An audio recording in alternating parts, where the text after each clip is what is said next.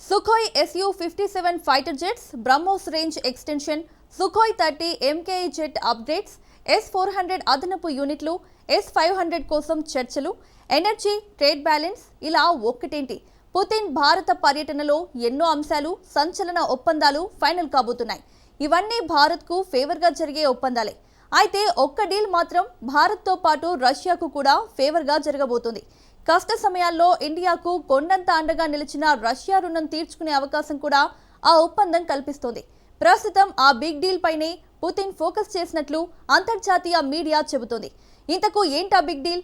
ఆ ఒప్పందానికి పుతిన్ మన దేశాన్నే ఎందుకు ఎంచుకున్నారు? Let's watch.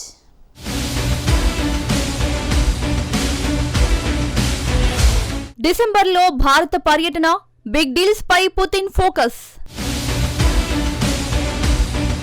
భారతీయుల కోసం మోడీ సర్కార్తో కీలక చర్చలకు సిద్ధం. ఏంటా బిగ్ డీల్? ఇండియానే ఎందుకు ఎంచుకున్నారు? పుతిన్ భారత పర్యటనకు సమయం దగ్గర పడుతుంది. అంతా అనుకున్నట్లు జరిగితే వచ్చే నెల 5-6 తేదీల్లో పుతిన్ మన దేశంలో పర్యటిస్తారు. ఈ పర్యటన భారత్ రష్యా బాండింగ్ ను నెక్స్ట్ లెవెల్ కు చేర్చడమే లక్ష్యంగా జరగబోతుంది. డిఫెన్స్, ఎనర్జీ, ట్రేడ్, టెక్నాలజీ ఇలా అన్ని రంగాల్లో రెండు దేశాల బంధం విడదీయలేనంత బలంగా మారబోతోంది. అమెరికా, పాశ్చాత్య దేశాలకు దిమ్మ తిరిగే కౌంటర్లకు కేర్ ఆఫ్ అడ్రస్ కాబోతోంది కూడా. వీటిలో 99% ఒప్పందాలు భారత్కు ఫేవర్గానే ఉండబోతున్నాయి. ఒక్క డీల్ మాత్రం ఇండియాతో పాటు రష్యాకు అనుకూలంగా ఉండబోతుంది. ప్రస్తుతం ఆ డీల్ పైనే పుతిన్ ఫోకస్ చేసినట్లు మీడియాలో కథనాలొస్తున్నాయి. ఆ ఒప్పందం ఏంటో తెలుసుకునే ముందు డిఫెన్స్, ఎనర్జీ, ట్రేడ్ రంగాల్లో ఎలాంటి ఒప్పందాలు జరగబోతున్నాయో తెలుసుకోవాలి. భారత్ రష్యా సంబంధాలు ఈ రేంజ్ లో ఉండటానికి కారణం రక్షణ సహకారమే. ముఖ్యంగా 1971 ఇండో పాకిస్తాన్ యుద్ధంలో ఆ దేశం చేసింది చిన్న సాయం కాదు. ఉగ్ర దేశానికి మద్దతుగా అగ్రరాజ్యం సైతం రంగంలోకి దిగిన వేళ యుద్ధ నౌకలు, సబ్మెరైన్లను పంపి భారత్కు కొండంత అండగా నిలిచింది రష్యా. అంతేకాదు, తాను లేకపోతే మళ్లీ ఎక్కడా భారత్పై దాడి చేస్తారో అన్న అనుమానంతో చాలా కాలం యుద్ధ నౌకలను ఇక్కడే ఉంచింది. ఆ తర్వాత భారత రక్షణ వ్యవస్థ బలోపేతంలోనూ అత్యాధునిక ఆయుధాలు అందించింది. మోస్ట్ అడ్వాన్స్డ్ టెక్నాలజీని బదిలీ చేయడానికి ఏమాత్రం సంకోచించలేదు. BrahMos S-400 air defence system అందులో భాగమే.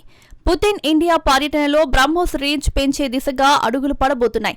అలాగే S-400 ఎయిర్ డిఫెన్స్ సిస్టమ్ అదనపు యూనిట్లు, S-500 వెర్షన్ కొనుగోళ్లకు కీలక చర్చలు జరగబోతున్నాయి.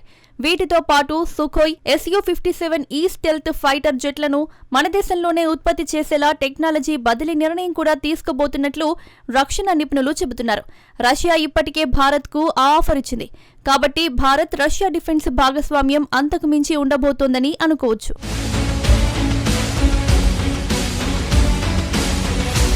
ఎనర్జీ, ట్రేడ్ విషయానికొస్తే చమురు, గ్యాస్ దిగుమతులు పెంచేలా డిస్కౌంట్ ఆఫర్లు ప్రకటించే అవకాశం ఉన్నట్టు చర్చ జరుగుతోంది. అమెరికా ఆంక్షల నేపథ్యంలో తగ్గిన చమురు దిగుమతులు పుతిన్ భారత పర్యటన తర్వాత పెరిగే అవకాశాలుండొచ్చు.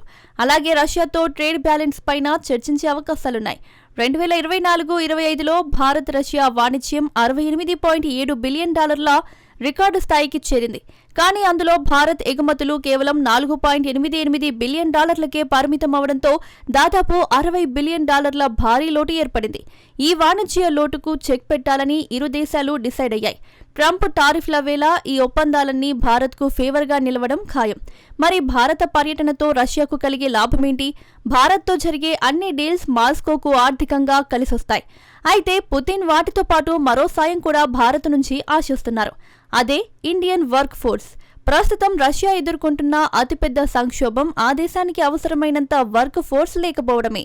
2030 నాటికి, అంటే వచ్చే 5 ఏళ్లలోనే రష్యాలో 31 లక్షల మంది కార్మికులకు కొరత ఏర్పడనుందని గణాంకాలు చెబుతున్నాయి. మాస్కో ఏ స్థాయిలో కార్మిక కొరత ఎదుర్కొంటుందో చెప్పడానికి ఈ లెక్కలు చాలు. ఈ క్రమంలోనే తమ దేశంలోని పారిశ్రామిక ప్రాంతాల్లో ఏర్పడిన తీవ్ర కార్మిక కొరతను తీర్చడానికి ఈ ఏడాది చివరికల్లా భారత్ నుంచి 10 లక్షల మంది స్కిల్డ్ వర్కర్స్ ను తీసుకోవాలని మాస్కో వ్యూహకర్తలు భావించారు. విదేశీ కార్మికుల వలస వ్యవహారాలు పర్యవేక్షించడానికి స్వెర్డోలోవస్క్ రాష్ట్ర రాజధాని యాకటెరిన్బర్గ్ లో దౌత్య కార్యాలయాన్ని ఏర్పాటు చేయనున్నట్లు ఉరల్ పారిశ్రామిక వాణిజ్య మండళ్ల సమాఖ్య అధ్యక్షుడు ఆండ్రే బెసెడిన్ జూలై నెలలో తెలిపారు. భారత సిబ్బందిని స్వెర్డోలోవస్క్ పారిశ్రామిక ప్రాంతంలో వినియోగించాలనేది ప్లాన్. ఈ ప్రాంతంలోనే భారీ పరిశ్రమలు, T-90 ట్యాంకులు వంటి ఆయుధాలను తయారు చేసే కర్మాగారాలున్నాయి. వీటిలో పనిచేసే అనేక మంది రష్యన్లను ఉక్రెయిన్ యుద్ధంలో మోహరించారు.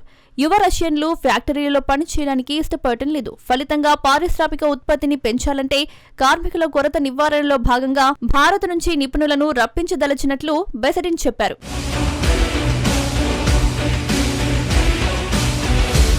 అయితే రష్యా లేబర్ మినిస్ట్రీ మాత్రం 2025 కోటా 71,817 మంది భారత కార్మికులను మాత్రమే తీసుకోబోతున్నట్లు చెప్పింది. ఎందుకంటే 10 లక్షల మంది కార్మికులను తీసుకునే అంశం చర్చల దశలోనే ఉంది. పైగా భారతీయులను ఉక్రెయిన్తో యుద్ధంలో మోహరించే కేసులు కూడా వెలుగులోకి వచ్చాయి. ఈ క్రమంలోనే రష్యా ప్రతిపాదనలు ముందుకు కదలడం లేదు.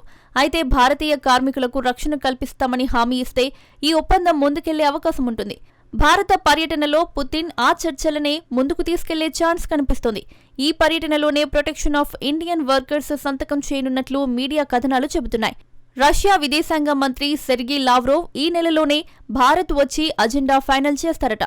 వర్క్ ఫోర్స్ కోసం పుతిన్ భారత్నే ఎంచుకోవడానికి కారణం భారత్పై ఉన్న నమ్మకమే. దశాబ్దాలుగా ఇండియాతో బలమైన సంబంధాలు కొనసాగడంతో పాటు భారత్లో స్కిల్డ్ వర్కర్లకు లోటు లేకపోవడమే.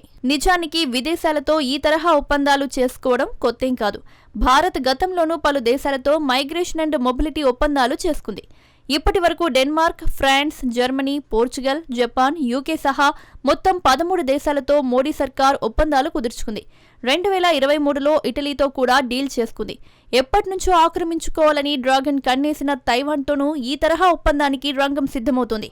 తైవాన్ త్వరలోనే సూపర్ ఈస్ట్ సొసైటీగా మారనుంది. అంటే ఆ దేశ జనాభాలో 20% మంది 65 ఏళ్లు పైబడిన వారుంటారు. $790 బిలియన్ తైవాన్ ఆర్థిక వ్యవస్థ మరింత ముందుకెళ్లడానికి శ్రామికులు అవసరం. దీంతో యువతకు కేర్ ఆఫ్ అడ్రస్ అయిన భారత్తో ఒప్పందం చేసుకోవాలని డిసైడ్ అయింది. ఇతర దేశాలది కూడా ఇంచుమించు ఇలాంటి పరిస్థితే. ఇప్పుడు మాస్కోది అదే పరిస్థితి.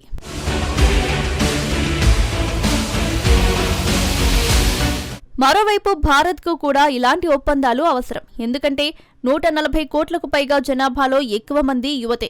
వారందరికీ ఉపాధి కల్పించడం అతిపెద్ద టాస్క్. దీంతో మన దేశ యువత అక్రమంగా విదేశాల బాట పడుతున్నారు. అమెరికా నుంచి సంఖ్యలతో అవమానకర రీతిలో స్వదేశానికి రావాల్సిన పరిస్థితులకు రీజన్ అదే. ఈ సమస్యకు చెక్ పెట్టాలంటే మన మిత్ర దేశాలతో ఈ తరహా ఒప్పందాలు చాలా అవసరం. అందుకే మోడీ సర్కార్ ఈ తరహా ఒప్పందాలు చేసుకునేందుకు ఆసక్తి చూపిస్తోంది.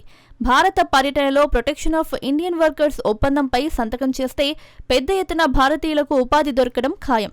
ఈ విషయంలో పూర్తి క్లారిటీ రావాలంటే మరికొన్ని రోజులు వేచి చూడాల్సిందే.